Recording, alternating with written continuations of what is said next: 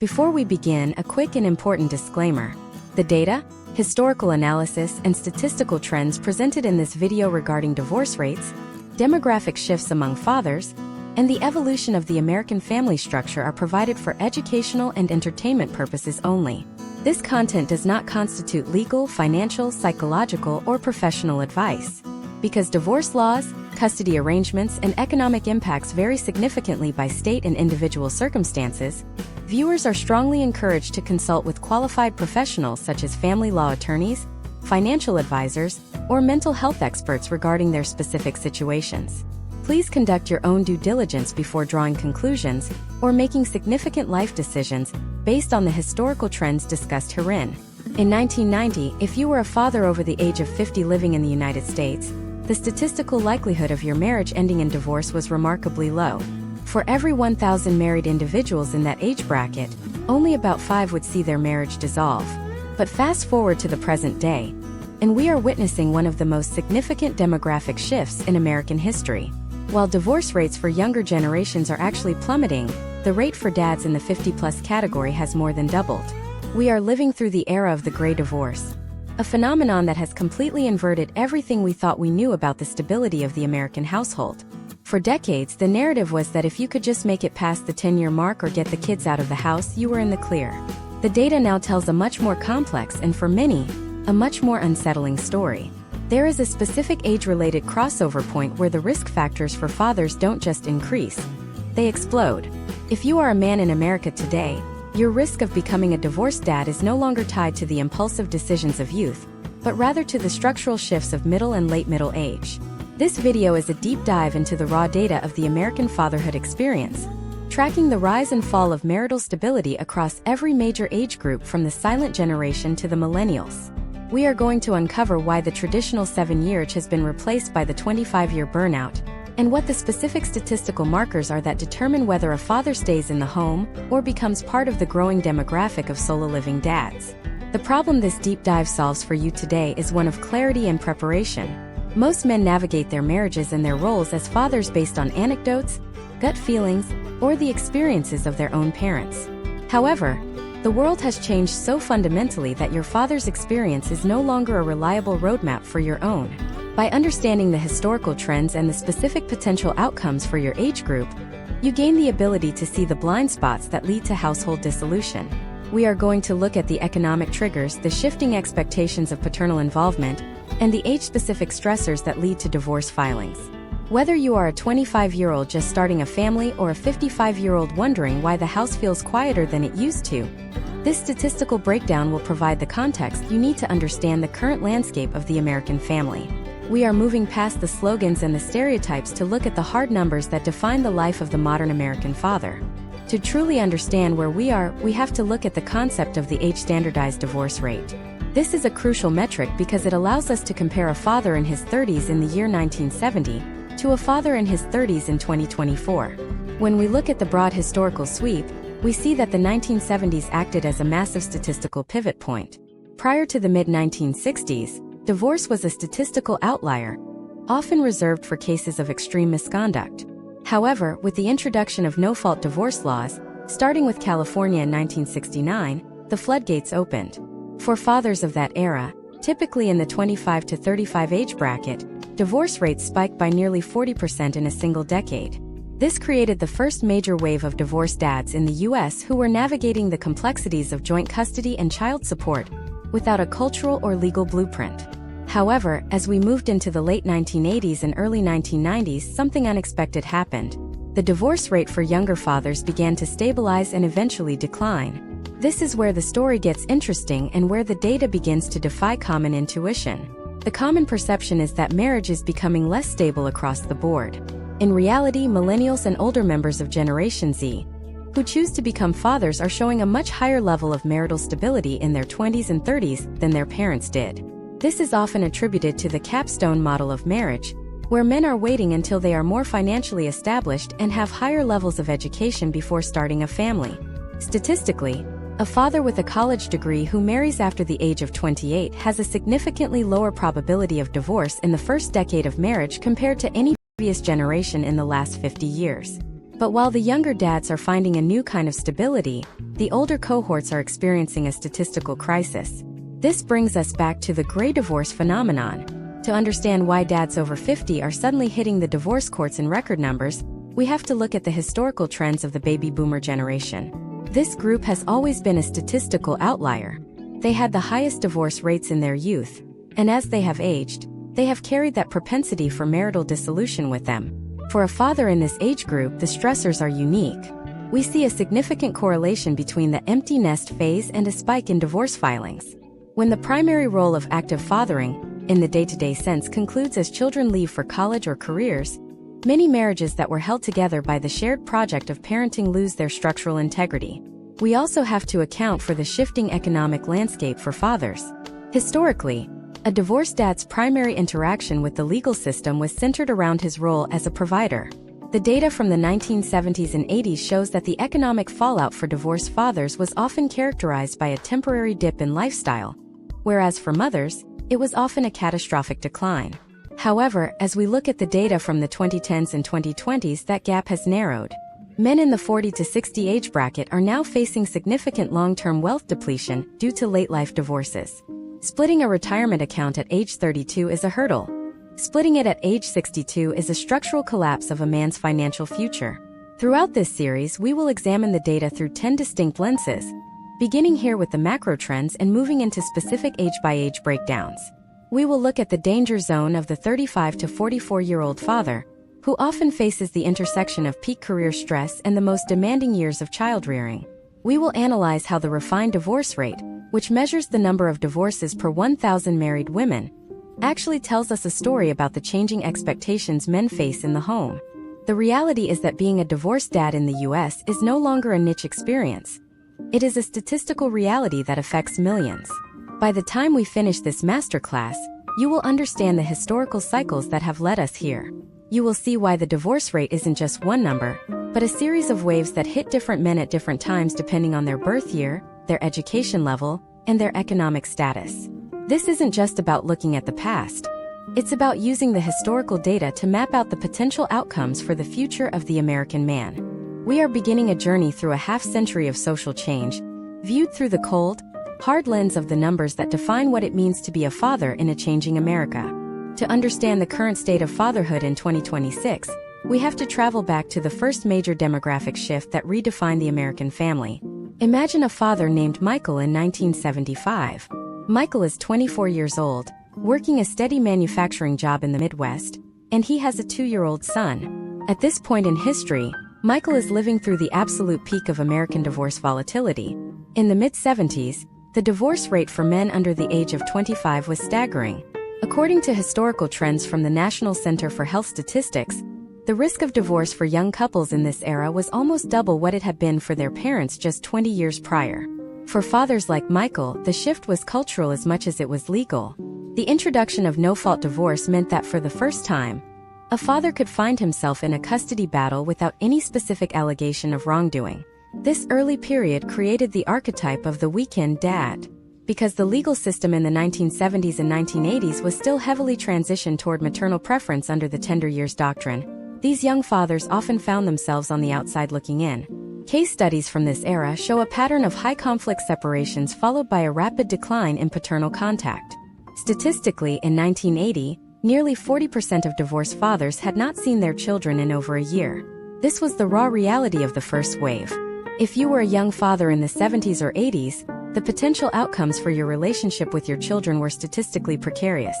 Now, let's contrast Michael's story with a modern father in 2026 named David. David is also 24, but his statistical profile is a complete mirror image of Michael's. While Michael married at 21, David likely waited. The data shows that for men born in the late 1990s and early 2000s, the age at first marriage has climbed to nearly 30. This delay is the primary reason why the divorce rate for young fathers has plummeted. For the cohort aged 18 to 24, the divorce rate has seen a massive decline, dropping from approximately 47 per 1,000 married individuals in 1990 to under 20 per 1,000 in the 2020s. This shift tells us something profound about the modern American father. Today's young dads are self-selecting into marriage with a much higher level of intentionality. They are more likely to have completed higher education, and attain financial stability before entering a legal union. For David in 2026, being a young father often means he has survived the most volatile years of early adulthood before taking on the responsibilities of a household. This isn't just a change in behavior. It is a fundamental shift in the risk profile of fatherhood. When we look at the historical data, we see that the most dangerous time for a marriage was historically the first 5 years. Today, young fathers who make it past the 5-year mark are statistically more likely to stay married than any generation since the 1950s. However, as we move up the age brackets, the numbers begin to tell a much more turbulent story. While the youngest fathers are finding stability, the core group, men aged 35 to 44, is where the real pressure builds. Imagine a father named Chris. He is 41 years old in 2026. He has a mortgage, a demanding career in tech, and 2 children in middle school. Chris belongs to the demographic that historically carries the heaviest burden of the American family. Statistically, the 35 to 44 age group accounts for the largest raw volume of divorces in the United States. This is the period where the compounding stressor effect takes place. In Chris's world, the risk of divorce isn't driven by the impulsivity of youth, but by the weight of midlife obligations. Data from the American Community Survey indicates that for fathers in this middle age bracket, economic shifts are a primary trigger. Interestingly, it is not always a lack of money that causes the break, but a shift in the provider dynamic. In the 2020s, we have seen a rise in at-home dads and dual-earner households, where the traditional hierarchy has been flattened. When this shift occurs without clear communication, the statistical likelihood of a filing increases. Step by step, the dissolution for a father in this age group follows a predictable historical trend. First, there is the communication blackout, which research suggests typically lasts 2 to 3 years before a filing. During this phase, the father often doubles down on work, leading to what sociologists call emotional absenteeism. Second, there is the financial trigger. This could be a job loss, a failed investment, or simply the realization that the cost of raising children is outpacing wage growth. Finally, there is the legal pivot. Unlike the fathers of the 1970s, a father in 2026 is far more likely to seek joint physical custody. This is one of the most significant shifts in the history of divorced dads. In 1990, joint physical custody was awarded in only about 10% of cases. By 2026, in many states, it has become the default legal starting point. But what happens when the kids grow up? This leads us to the most shocking part of the data. For decades, the age group 55 and older was the safe zone. If you made it to your silver anniversary, you were considered statistically immune to divorce. That is no longer true. The phenomenon of gray divorce has fundamentally changed the landscape for older fathers. Since 1990, the divorce rate for men over 50 has doubled, and for those over 65 it has tripled. Imagine a father named Robert, 62 years old in 2026. He has spent 35 years building a life, raising his children and preparing for retirement. Suddenly, he finds himself in a lawyer's office, discussing how to split a 401k that was designed to support one household, not 2. For Robert, the divorce isn't about raising kids. They are already gone. It is about a fundamental reassessment of the final third of his life. The potential outcomes for a father in this position are uniquely difficult. Unlike the younger fathers, Robert doesn't have 30 years to recover his financial losses. The historical trend suggests that for men like Robert, the empty nest acts as a catalyst.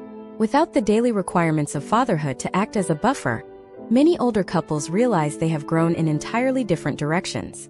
This creates a new class of divorced dads, men who are grandfathers, men who are entering retirement solo, and men who are having to redefine their identity after decades of being defined by their family unit. As we look across these age groups, from the stabilized youth to the high-pressure middle years and the volatile retirement years, we see a map of the modern American experience.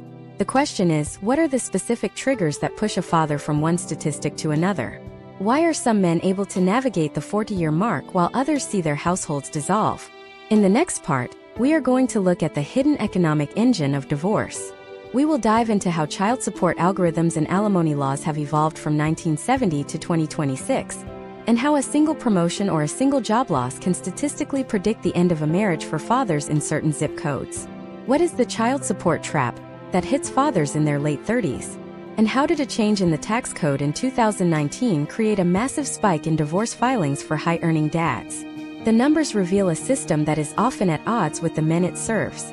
To understand the financial architecture of the modern divorced father, we must look at the structural shift that occurred in the United States tax code on January 1, 2019. This was the moment the Tax Cuts and Jobs Act fundamentally altered the economic math of marital dissolution. For decades, alimony or spousal support was tax-deductible for the payer and treated as taxable income for the recipient.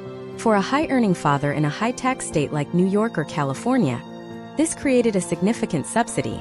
It allowed a larger pool of gross income to be shared between two households because the government was, in effect, taking a smaller cut of the support payments. When that deduction was eliminated, the cost of divorce for the primary earner father spiked overnight. Imagine a father named Marcus in 2026. Marcus is 46 years old and earns a high salary in corporate management. Under the pre-2019 rules, a $5,000 monthly alimony payment might have only felt like a $3,500 hit after tax benefits. In 2026, that same $5,000 comes out of his pocket in post-tax dollars, meaning he has to earn nearly $8,000 just to cover that single obligation. This tax shift created a historical trend where high-earning dads in the 45 to 55 age bracket became much more litigious. The data suggests that when the tax subsidy disappeared, the willingness to settle out of court plummeted. We see a direct correlation between this tax change and the lengthening of the average divorce process for middle-aged fathers. What used to be a 12-month negotiation has, in many jurisdictions, stretched into a 24-month legal marathon. For Marcus, the potential outcomes are now dictated by a much tighter margin of error. He is navigating a system where his gross income remains the same, but his net ability to maintain a separate household has been reduced by 20 to 30% compared to a father in his exact position in 2015. Moving deeper into the economic engine, we have to address the child support trap that specifically targets fathers in their late 30s. This is the age group where career trajectory usually hits its steepest upward curve. Imagine a father named Jason. Jason is 38 in 2026.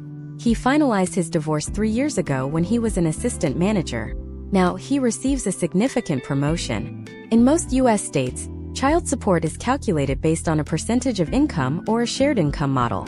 As Jason's career succeeds, his support obligations automatically scale upward.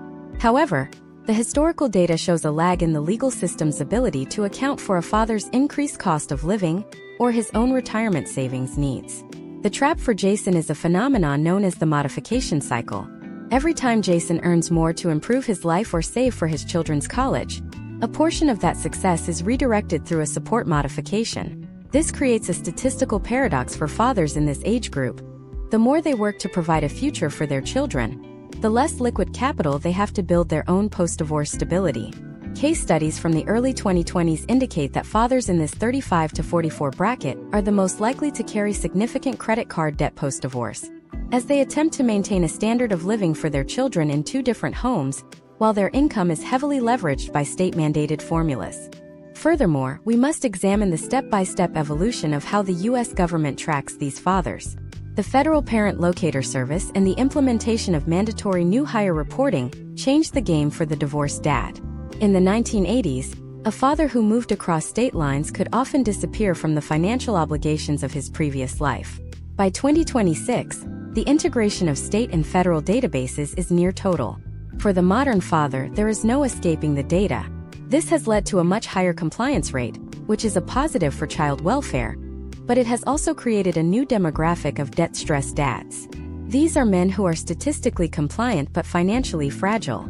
In 2026, nearly 25% of divorced fathers in the 40-year-old demographic report having less than $1,000 in emergency savings, largely due to the high percentage of their take-home pay being diverted to support in arrears. The impact of these financial structures varies wildly by age.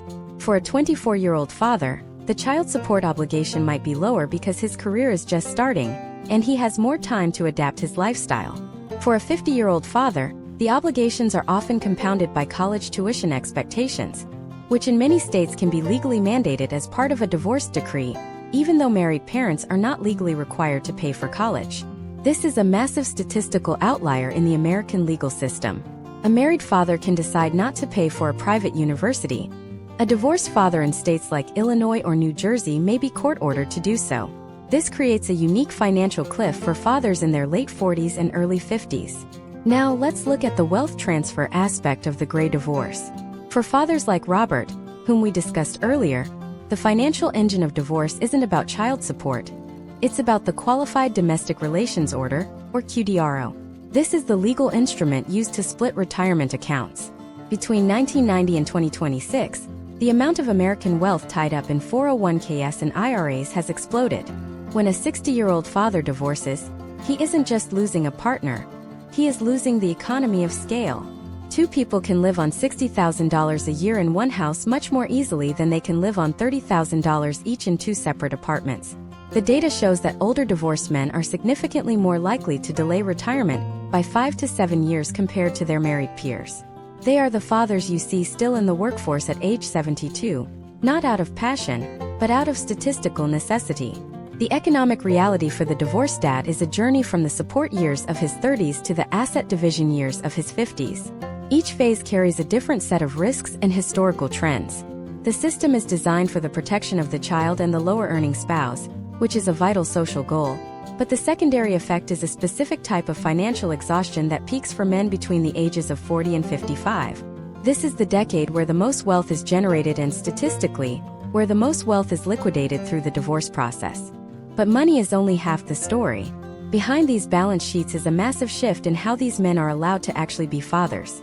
We are moving away from the era of the checkbook dad into the era of equal parenting time.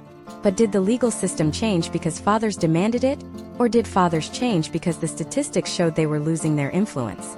In the next part, we will look at the custody revolution. We will track how the 80-20 custody split of the 1990s evolved into the 50-50 standard of today, and the surprising reason why some states are still stuck in the 1950s. We will also examine the move-away cases.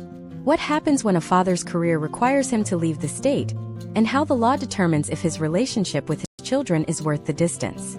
The next chapter is about the battle for time, the one resource a father can never earn back. The transition from the 1990s to 2026 marks a total structural revolution in how the American legal system views a father's time.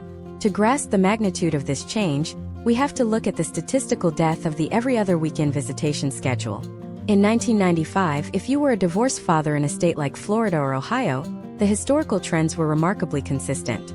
Over 75% of cases resulted in the mother being granted sole physical custody, while the father was relegated to a schedule known as the 4 days a month plan. This usually meant the first, third, and sometimes fifth weekend of the month. Statistically, this placed fathers in a category of secondary parents, a role that often led to the gradual erosion of the father-child bond over a decade-long horizon. But let's look at the data in 2026. Today we see the rise of the presumptive 50-50 legislation. Over the last decade, nearly 20 states have shifted their legal statutes to favor equal parenting time as the default starting point. This means that a father like Brian, a 34-year-old in Kentucky or Arizona, starts his divorce process with a statistical advantage that his own father never had. In these jurisdictions, the court must provide a specific, evidence-based reason why a father should not have 50% of the time. This shift has fundamentally altered the negotiation phase of divorce. When 50-50 is the baseline, the focus shifts from winning time to managing logistics. Imagine a father named Brian in 2026. He is navigating a 2-2-3 or a week-on week-off schedule. While this sounds ideal on paper, the historical trends show that the logistical burden of true equal parenting is a major stressor for dads in the 30 to 45 age group. This is the era of the Bernstein case study. In some high-income demographics, we are seeing a trend where the children stay in the family home while the parents rotate in and out. For Brian, this means maintaining a secondary apartment while still paying for the primary mortgage. The potential outcomes here are complex. While Brian maintains a deep daily connection with his children, his ability to relocate for career advancement is statistically zero. If Brian receives a job offer in another state, he faces the move-away barrier. The move-away case is the most statistically volatile area of family law for fathers in 2026. Historically, if a custodial mother wanted to move for a better job or to be closer to family, the courts were generally permissive. However, as more fathers like Brian have secured 50-50 custody, the legal friction has increased. Data from the American Academy of Matrimonial Lawyers suggests that relocation disputes have become the #1 cause of post-decree litigation. For a father, the risk is a return to that 1990 statistic. If the court allows the move, the father's time often drops from 182 days a year to just 45 days, usually concentrated in summer blocks. This creates a geography trap. Fathers are statistically more likely to stay in a lower-paying job or a stagnant career market just to preserve their parenting time percentage. Step by step, the battle for time has also moved into the digital realm. In 2026, the use of co-parenting apps like Our Family Wizard or Talking Parents is often court-mandated. This has created a new data set for sociologists to track. For the first time in history, we have a granular record of how divorced dads actually spend their time. We can see the response times to school notifications, the frequency of medical appointment attendance, and the consistency of FaceTime calls. This data is increasingly being used in custody modifications. For a father in his late 30s, the digital footprint of his parenting is now just as important as his income statement. We also have to address the generational divide in how this time is valued. For the older cohort, the dads in the 55 to 65 bracket, the battle for time often looks different. They aren't fighting for 50-50 custody of toddlers. They are fighting for the emotional relevance of their grandparenthood. When a gray divorce occurs, the statistical risk of the parental alienation dynamic increases for the father. Because the children are adults, they often feel forced to choose sides. Data indicates that in late-life divorces, adult children are statistically more likely to align with the mother, leading to a phenomenon known as social isolation for the older divorced dad. For a father like Robert, losing 50% of his marriage often leads to a 75% reduction in his social network and family access. Now, consider the interference factor. Historical trends show that even when 50-50 is granted, the actualized time versus decreed time varies. In approximately 15% of high-conflict cases, the father receives less than 80% of his allotted time due to scheduling friction, extracurricular overlaps, or subtle gatekeeping. For the modern father, the challenge is not just winning the days on a calendar, but ensuring those days are quality controlled. We are seeing a rise in the parenting coordinator profession, a third-party neutral who handles the day-to-day disputes that the courts are too slow to manage. This is an added expense that predominantly impacts the 40 to 50-year-old father, who is already at peak financial leverage. The evolution of timesharing has also had a massive impact on the father's mental health. While the 1980s weekend dad often struggled with a sense of purposelessness, the 2026 50-50 dad struggles with solo parenting burnout. When it is the father's week, he is doing it all: the laundry, the homework, the lunches, and the emotional labor. This has led to a statistical spike in midlife stress for divorced men. For the first time, we are seeing fathers in the 40-year-old demographic reporting similar levels of time poverty as single mothers. As we look at these numbers, a clear picture emerges. The American father has fought for, and largely won, the right to be an equal presence in his children's lives. But that victory has come with a massive increase in logistical complexity, legal costs, and emotional exhaustion. The 50-50 split is the new gold standard.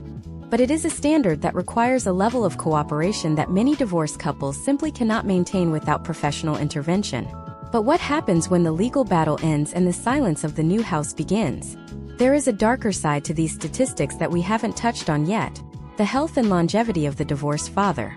Why does the data show that a divorced man's life expectancy can drop by as much as 10 years compared to his married peers? And what is the specific health trigger that hits fathers exactly 18 months after the final decree is signed? In the next part, we will dive into the physiological and psychological impact of divorce on the American male.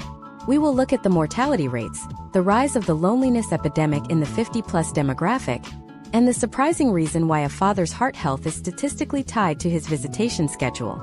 The numbers don't just tell us how a man lives, they tell us how he survives. The intersection of marital dissolution and male physiology is one of the most studied yet least discussed aspects of family sociology in 2026. When we look at the data, the health of a divorced father follows a distinct, measurable trajectory that often begins long before the final papers are signed.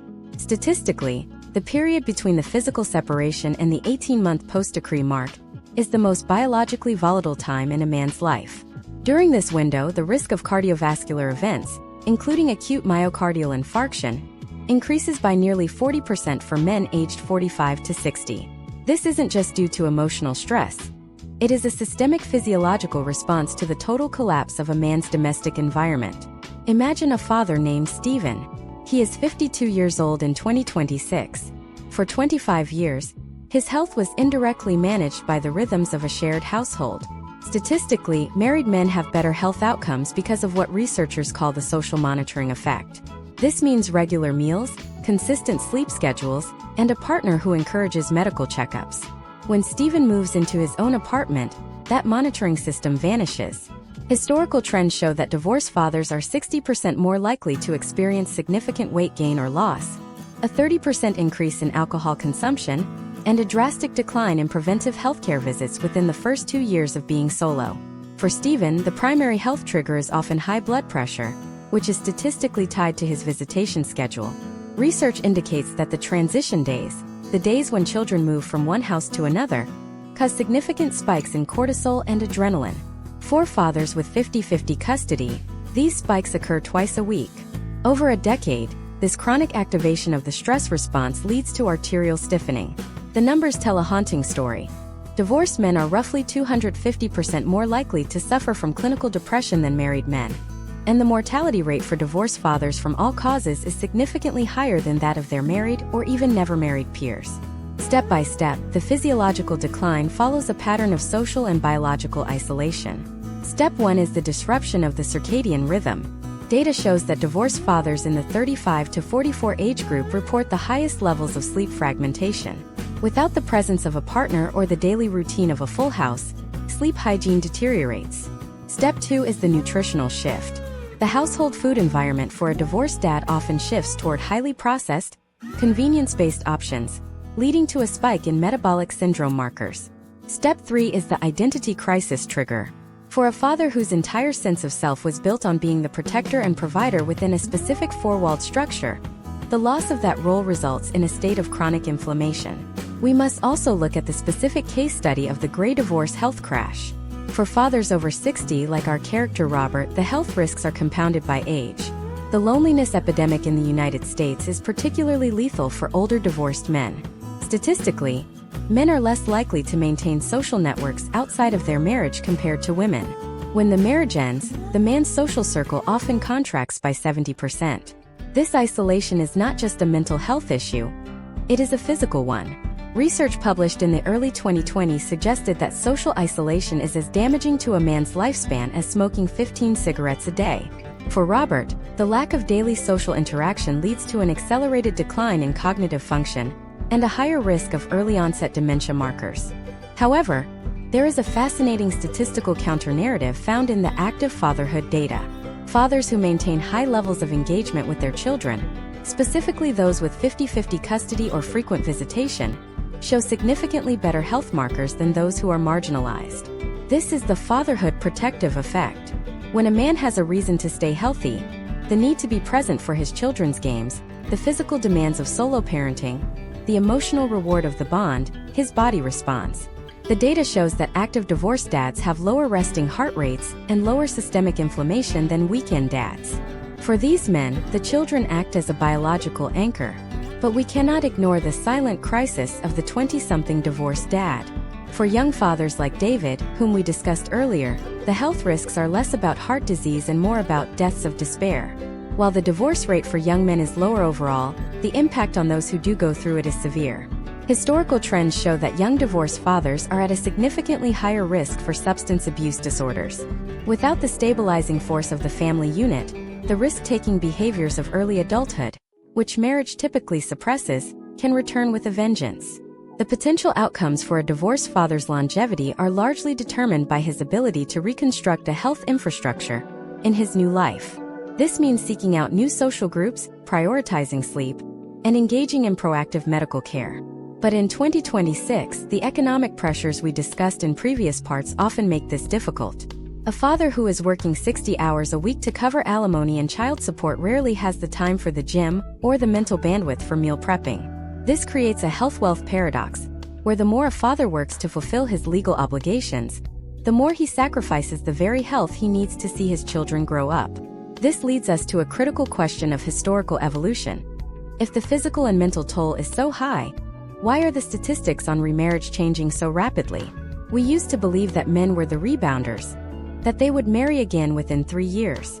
But the data for 2026 shows a massive decline in the remarriage rate for fathers across all age groups. Men are increasingly choosing to remain single dads or LAT, living apart together partners. Why is the modern father opting out of the second marriage? And how is this decision fundamentally altering the future of American wealth and inheritance? In the next part, we will dive into the second marriage trap. We will look at the statistical failure rates of second and third marriages, which are significantly higher than first marriages, and why fathers in their 40s are increasingly seeing legal singleness as their best defense. We will also explore the step-parent dynamic through the lens of the law. What happens to a father's assets and his time when he introduces a new partner into the mix? The numbers suggest that the Brady Bunch era is over, replaced by a much more cautious, data-driven approach to love. Is the modern father finally learning to play the odds? The statistical reality for the American father in 2026 is that the era of the rebound marriage is fading into history. For decades, the historical trends suggested that men were the primary drivers of the remarriage market. In the 1980s and 1990s, the median time for a father to remarry after a divorce decree was approximately 3 to 4 years. The logic was largely functional. Fathers sought to reconstruct the domestic support system they had lost. However, the data for 2026 reveals a starkly different landscape. The remarriage rate for divorced men has plummeted by nearly 35% since the turn of the millennium. We are seeing the rise of the permanently solo father, a demographic that is increasingly viewing second marriages not as a solution, but as a secondary risk. To understand this, we have to look at the statistical failure rates of subsequent marriages. While about 40 to 50% of first marriages end in divorce, that number jumps to 67% for second marriages and a staggering 73% for third marriages. For a father in his early 40s, these aren't just numbers, they are a warning. Imagine a father named Kevin in 2026. Kevin is 44, has 2 children from his first marriage, and has finally achieved a level of financial equilibrium after a grueling 3-year legal battle. When Kevin looks at the potential outcomes of a second marriage, he isn't just looking at romance. He is looking at a compounding liability. In the United States, a second marriage for a father introduces the concept of the blended family legal friction.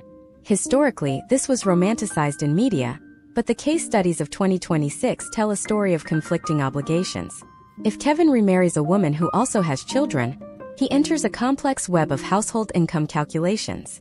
In many states, while a new spouse's income generally cannot be used to calculate child support for previous children, it can change the father's tax bracket and his available net income, indirectly affecting his ability to meet previous obligations.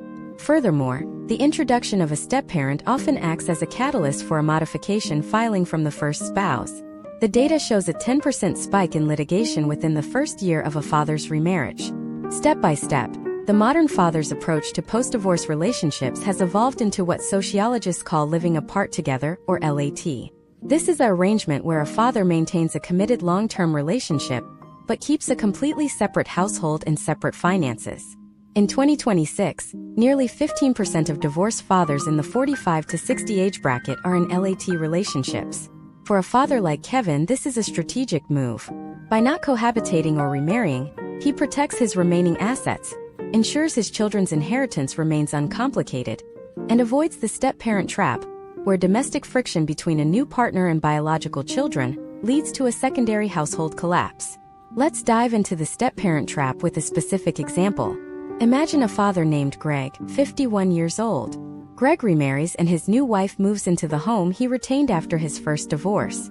Under the laws of many states, if this second marriage fails after a certain duration, the new spouse may have a claim to the appreciation of that home's value during the marriage, even if it was Greg's premarital asset. For Greg, the statistical risk of a second divorce means he could effectively lose his home twice. This is why we see a massive increase in the use of prenuptial and postnuptial agreements among fathers in the 2020s. In 1990, prenups were for the wealthy. In 2026, they are becoming a standard tool for any divorced father with a retirement account or a piece of real estate. The historical trends also show a shift in the social capital of the divorced father. In the past, a man was often socially vetted by his marital status. Today, being a successful, active solo-parent father carries its own form of social prestige. The bachelor dad of 2026 is often more socially integrated than the rebound dad of 1985. This shift has slowed the rush to the altar. Men are finding that their identity as a father is no longer dependent on having a wife to manage the household. With the rise of the gig economy for domestic services and a greater cultural acceptance of male domesticity, the functional need for a second marriage has diminished. However, there is a demographic split here. The older cohort, the dads in the 60-plus range, are the only group where remarriage remains relatively stable. For men like Robert, the health risks of loneliness we discussed in the previous part often outweigh the financial risks of a second marriage. For the older father, a second marriage is often a health insurance marriage, a way to ensure there is a partner present for the physical challenges of aging. But even here, the data shows a rise in termite divorces, short-term second marriages that end within 5 years because the adult children of both parties cannot agree on inheritance and caretaking priorities. The potential outcomes for a father who chooses to stay single are statistically fascinating. These men tend to have higher levels of long-term liquid savings, but report lower levels of daily life satisfaction compared to successfully remarried men. It is a trade-off between financial security and emotional companionship. In 2026, the American father is increasingly choosing the security of the bank account over the volatility of the second household. This is fundamentally altering the flow of generational wealth. Divorced fathers who do not remarry are more likely to pass on 100% of their assets to their biological children, whereas those who remarry often see their estates diluted through the needs of a second spouse or stepchildren. We also have to look at the digital dating data for divorced dads. In 2026, the algorithms of dating apps have created a specific niche for the active dad. Interestingly, fathers who list 50-50 custody or active parent in their profiles see a higher engagement rate than those who do not. This suggests that the cultural value of the all-in father has risen. But this same digital connectivity also makes it easier for fathers to maintain a string of short-term relationships, rather than committing to a legal union that carries a 50% or higher risk of failure. As we track these fathers through their 40s and 50s, we see a group of men who are becoming maritally skeptical. They have seen the data, they have felt the financial sting of the first divorce, and they are navigating the 2020s with a level of caution that is unprecedented in American history. The Brady Bunch dream of a seamless blend of two families is being replaced by the siloed family model, where a father's role as a parent and his role as a romantic partner are kept strictly separate. But this skepticism leads to a new question. If the traditional family structure is no longer the goal for many of these men, what happens to the children? We have looked at the father's health, his money, and his time, but we haven't looked at the longitudinal impact on the kids. What does the data say about the children of the 50-50 revolution as they hit adulthood in 2026? Are they more resilient, or are they statistically predisposed to repeat the cycle? In the next part, we will dive into the succession of the 50-50 child. We will look at the academic, emotional, and relationship outcomes for the first generation of children raised in truly equal split households. Does having two homes actually double the support, or does it double the stress? The answers are hidden in the first long-term studies of the millennials' children, and they are not what you expect. To understand the true impact of the 50-50 revolution, we have to look at the first generation of children who were raised as digital and physical nomads between two households. In 2026, the eldest children of the millennial divorce wave are entering their early 20s, providing us with the first comprehensive data set on the long-term success of equal shared parenting. Historically, the narrative around divorce was one of damage control. We assumed that a broken home led to broken outcomes. However, the data from the last decade suggests that for a father, the quantity of time is the single greatest predictor of a child's long-term emotional regulation and academic success. Imagine a daughter named Maya in 2026. Maya is 21 years old and just graduating from a major state university. Her parents divorced when she was 7, but unlike the children of the 80s, Maya grew up in a strict week-on, week-off schedule. Statistically, children like Maya, who had a father present for 50% of the mundane, non-fun activities like Tuesday night homework, dentist appointments, and grocery runs, show a remarkably different profile than children from the every other weekend era. Case studies indicate that these children have higher levels of adaptability intelligence.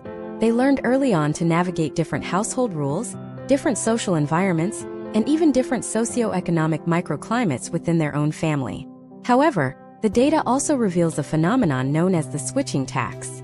For Maya, the physical act of moving between houses every Sunday for 15 years created a chronic level of low-grade logistical stress. Research from 2024 and 2025 shows that children in 50-50 arrangements often report a feeling of rootlessness that peaks in their late teens. For a father, understanding this switching tax is critical. The historical trends show that the most successful outcomes occur when the father prioritizes environmental consistency. This means having a dedicated, permanent space for the child that isn't a guest room or a pull-out couch. Step by step, the data suggests that when a father provides a sense of home, rather than a sense of visitation, the child's cortisol levels during transition days drop by nearly 30%. Now let's look at the academic markers. For a long time, the prevailing wisdom was that divorce was a primary driver of school failure.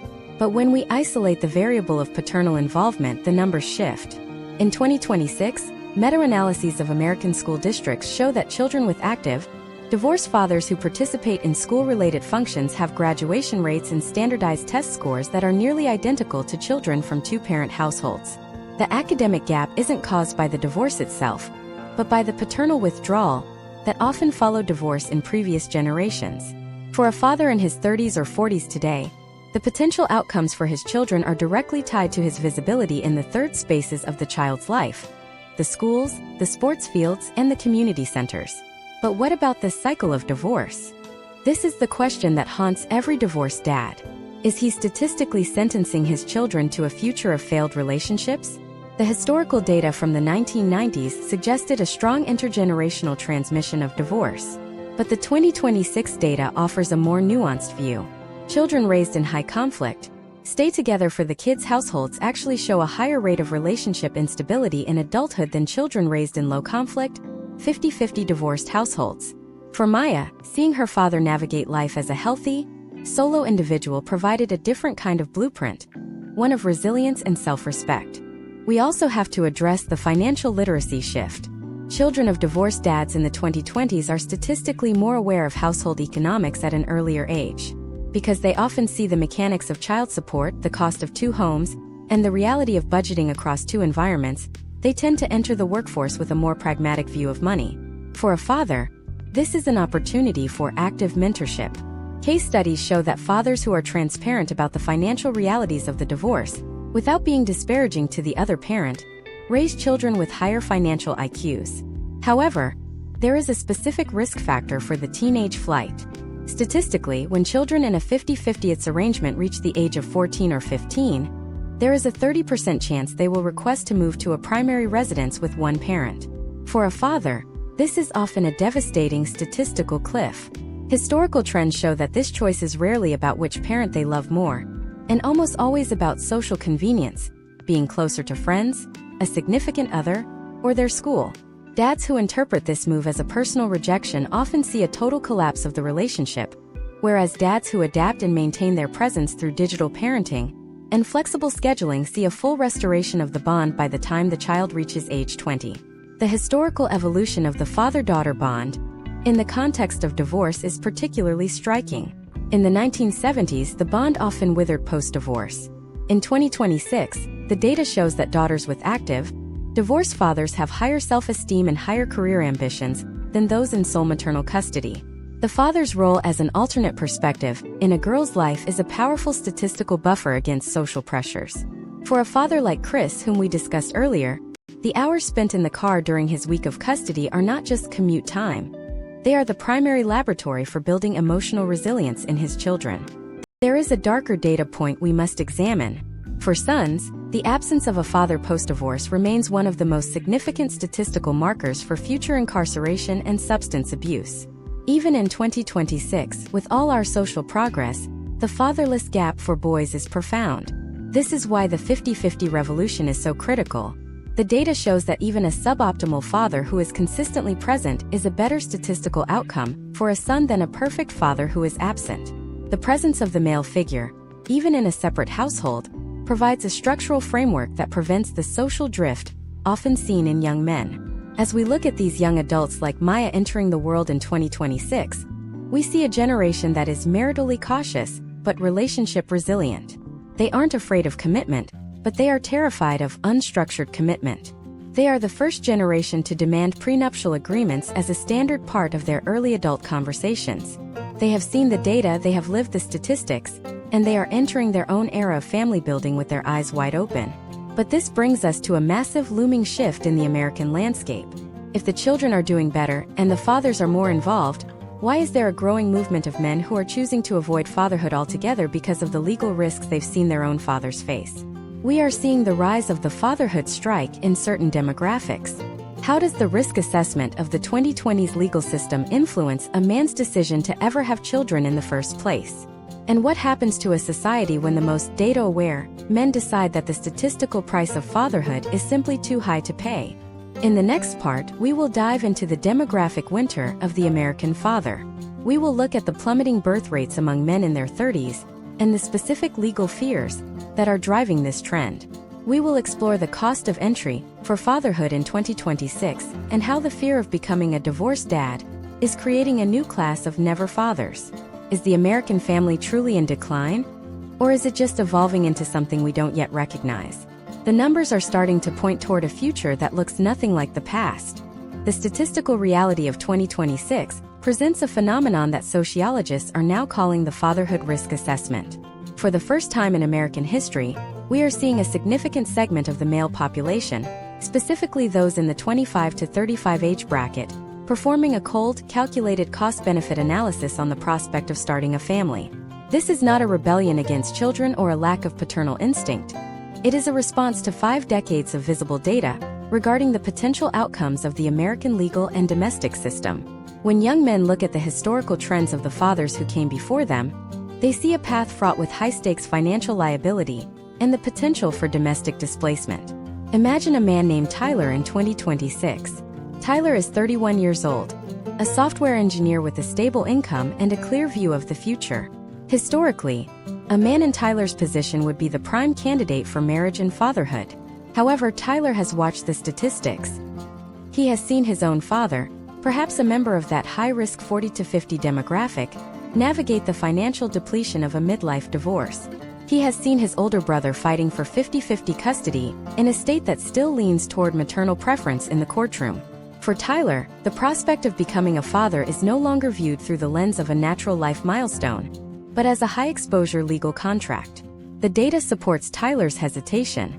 The United States birth rate has reached a historic low in 2026, falling well below the replacement level of 2.1 children per woman. While much of the conversation focuses on the decisions of women, the male opt-out rate is a massive contributing factor. Statistically, men with higher levels of education and higher net worth are the most likely to delay or entirely avoid fatherhood. This creates a demographic paradox.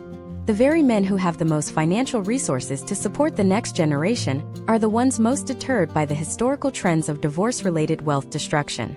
Step by step, the decision to opt out follows a logic of risk mitigation.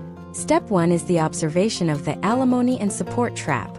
As we discussed in earlier parts, the 2019 tax changes and the aggressive nature of state-level child support algorithms have made the financial cost of exit from a marriage incredibly high.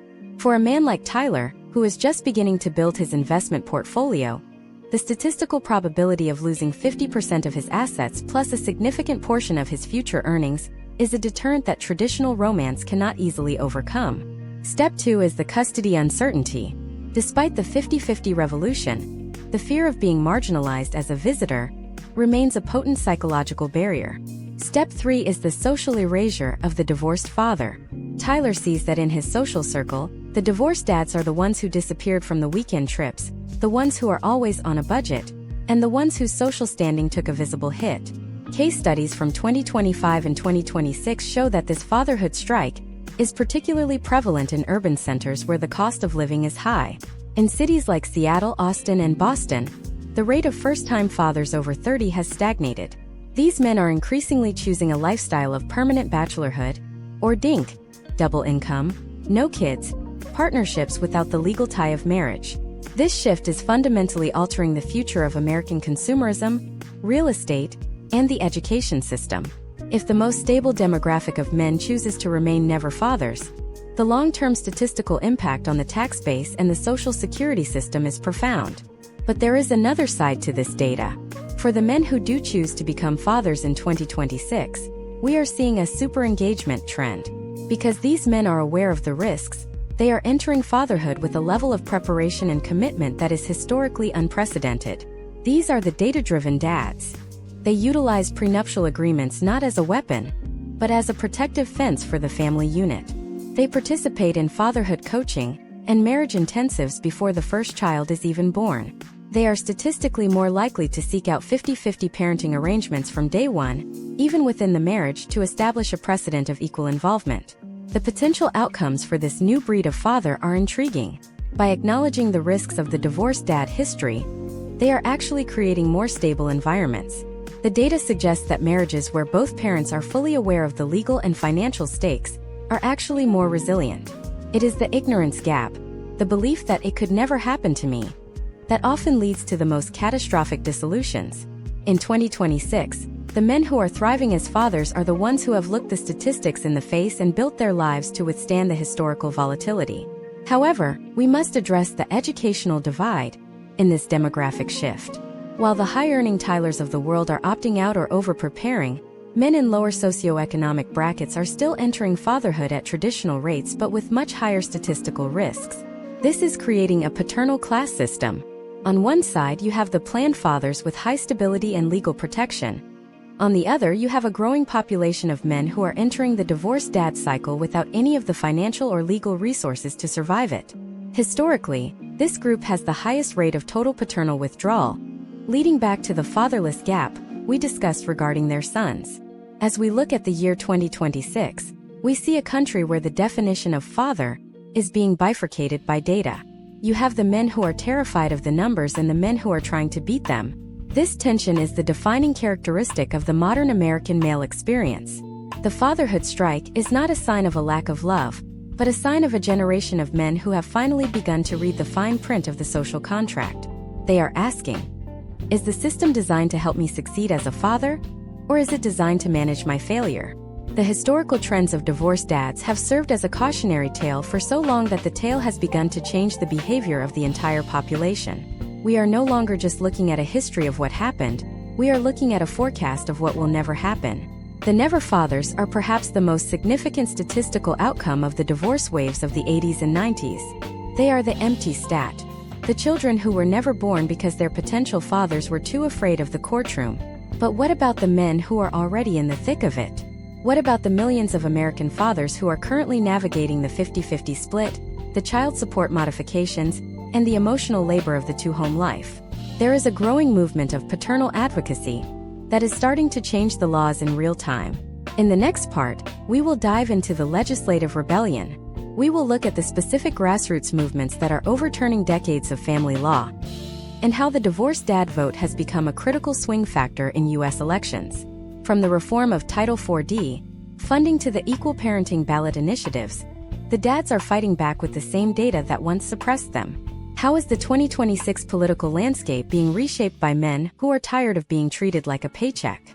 The revolution is being televised, but more importantly, it is being litigated. The legislative landscape of 2026 is witnessing the emergence of the divorced dad as a cohesive and formidable political constituency. For 50 years, family law in the United States was largely shaped by administrative bureaucrats and judicial discretion, often operating under the radar of the general electorate. However, the sheer volume of historical data combined with the digital connectivity of the modern era has turned individual grievances into a collective movement for structural reform. To understand this shift, we have to look at the controversy surrounding Title 4D of the Social Security Act. This is the federal funding mechanism that provides incentives to states based on the amount of child support they collect. For decades, activists have pointed to a statistical correlation between these federal kickbacks and the judicial reluctance to grant 50-50 custody, arguing that more time with the father often leads to lower support orders and, consequently, less federal funding for the state. Imagine a father named Anthony in 2026. Anthony is 43 and living in a state that has historically resisted equal parenting legislation. Anthony represents a new breed of political litigant. He is not just fighting for his own weekends. He is part of a multi-state network that uses open records requests to track the flow of Title 4D funds into his local county court system. In 2026, we are seeing the first wave of audit-based advocacy, where fathers present hard financial data to state legislatures, showing the potential outcomes of a system that may be financially incentivized to keep parents in conflict. This isn't just theory anymore. It is the basis for new ballot initiatives in over 15 states aimed at decoupling federal funding from custody percentages.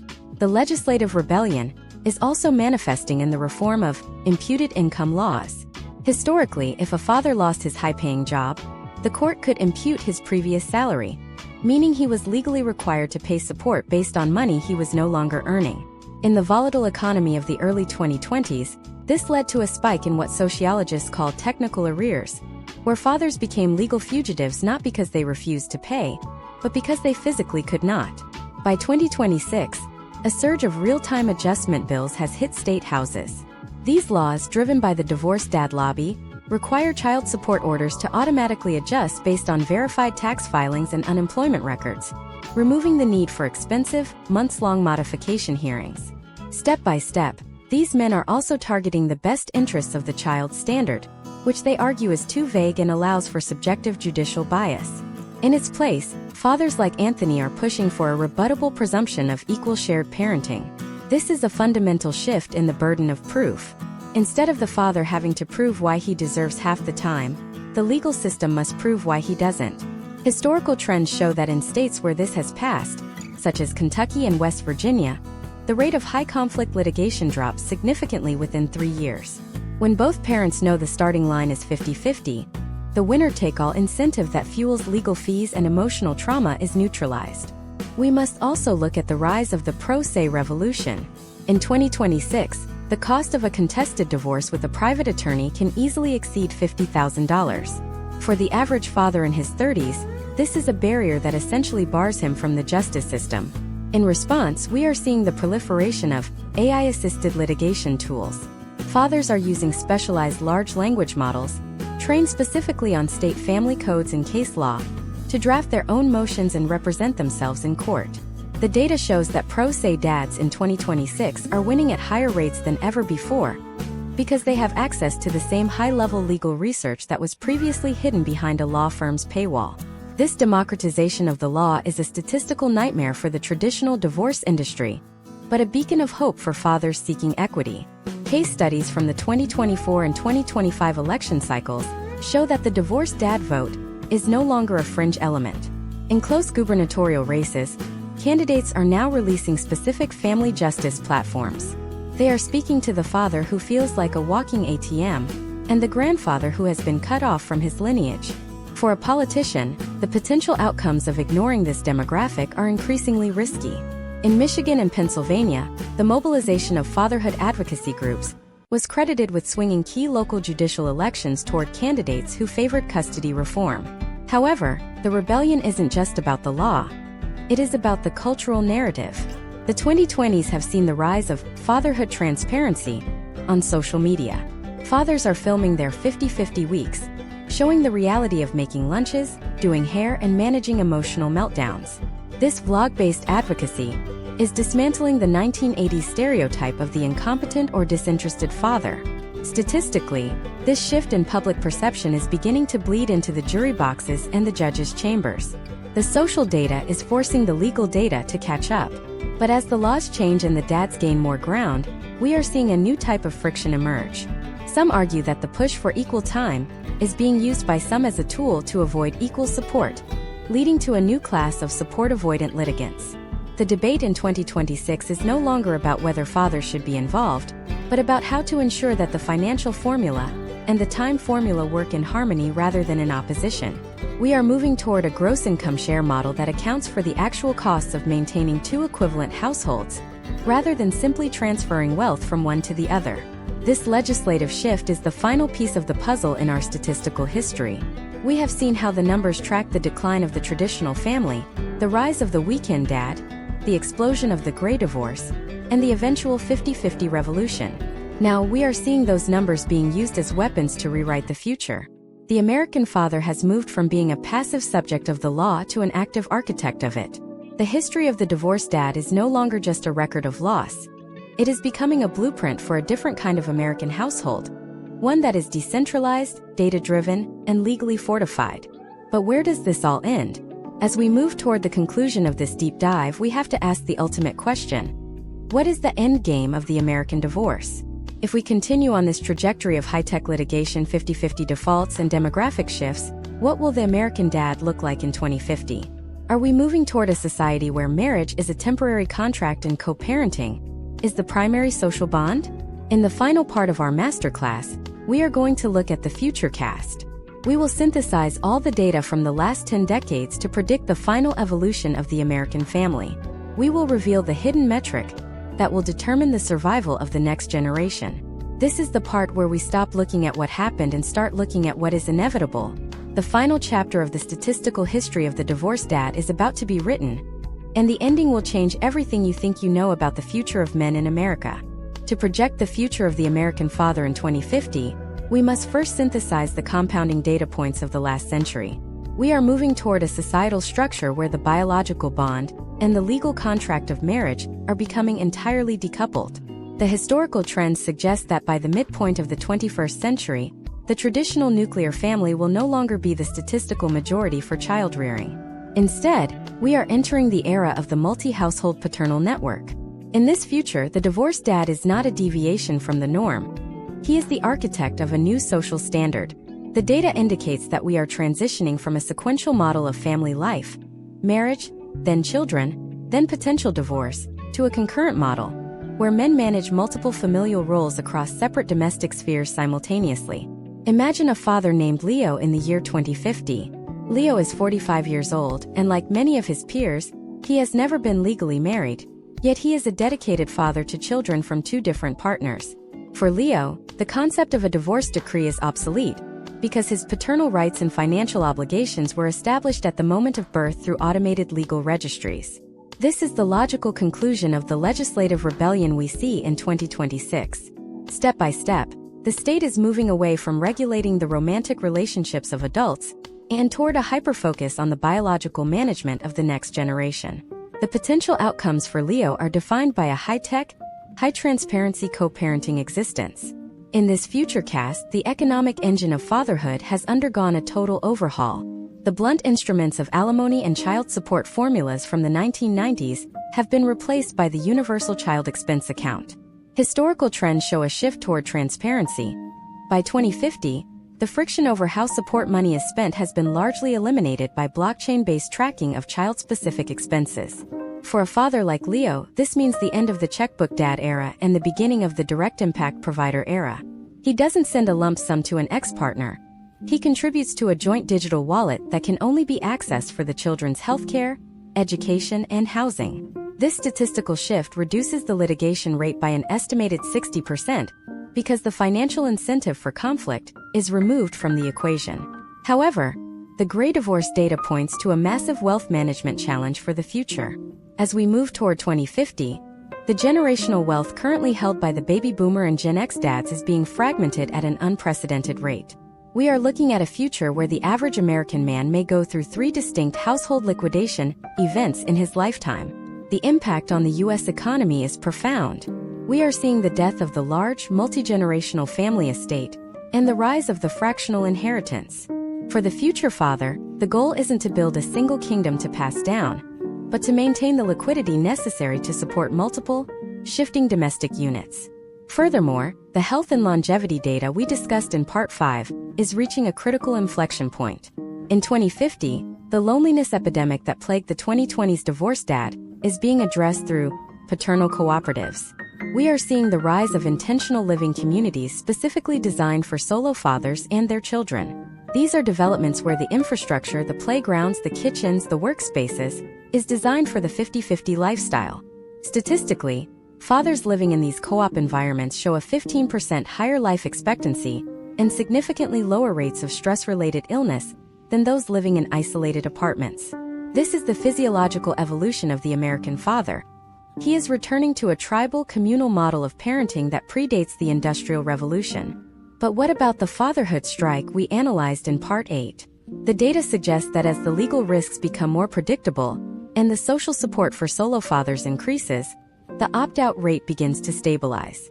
Men like Tyler, who were terrified of the 2026 legal system, are more willing to enter fatherhood in 2050 because the cost of failure has been capped by law. When the potential outcomes of a relationship ending no longer include the total loss of assets or the total loss of child access, the biological drive to parent regains its statistical dominance.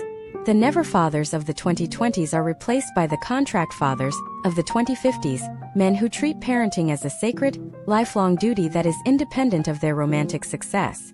Case studies from the projected 2040s show that the 50-50 child has become the primary driver of the new economy. These individuals, like Maya's children, are the most mobile and technologically adept generation in history. They have spent their lives moving between households, making them perfectly suited for a globalized, decentralized workforce. The switching tax that caused stress in 2026 has been mitigated by a society that is built for mobility. For the father, this means his role has shifted from being a head of household to being a node in a network. He is a point of stability in a world of constant movement. The final historical trend we must address is the AI integration of fatherhood. In 2050, the digital parenting apps of today have evolved into predictive mentors. These systems analyze the data of the child's development, the father's work schedule, and the co-parent's availability to create a dynamic custody flow. Instead of a rigid week-on, week-off schedule, the family unit operates on a fluid, algorithmically optimized calendar that prioritizes the child's needs while minimizing the parent's transit time and stress. This is the end of the battle for time. Time is no longer something to be fought over in a courtroom. It is a resource to be managed for the maximum benefit of the next generation. As we conclude this deep dive masterclass, the statistical history of the divorced dad reveals a profound truth. The American father is not disappearing. He is being forged in the fire of social collapse and reconstruction. We have tracked him from the rigid, often absent provider of the 1950s to the marginalized weekend dad of the 1980s, through the volatile gray divorce era of the 2010s, and into the 50-50 revolution of 2026. The story of the divorced dad is the story of the American man's struggle to remain relevant in a world that tried to define him by his paycheck. The numbers tell us that the journey has been expensive, painful, and often lonely. But the data also shows a resilient upward curve in engagement, intentionality, and legal equity. The American father of 2050 will be the most involved, most data-aware, and most legally protected parent in the history of our species. He has learned that his value is not in his marital status, but in his consistent, physical presence in the lives of his children. The statistics of the past were a warning, but the statistics of the future are a blueprint. This concludes our 10-part deep dive into the statistical history of the American divorced dad. We have covered the financial traps, the custody battles, the health risks, and the legislative rebellions. You now have the macro-level context to understand not just where we are, but where we are inevitably going. The question that remains is no longer about the survival of the father, but about the quality of the world he is building from the wreckage of the old one. The history is written, but the future is being lived one transition day at a time.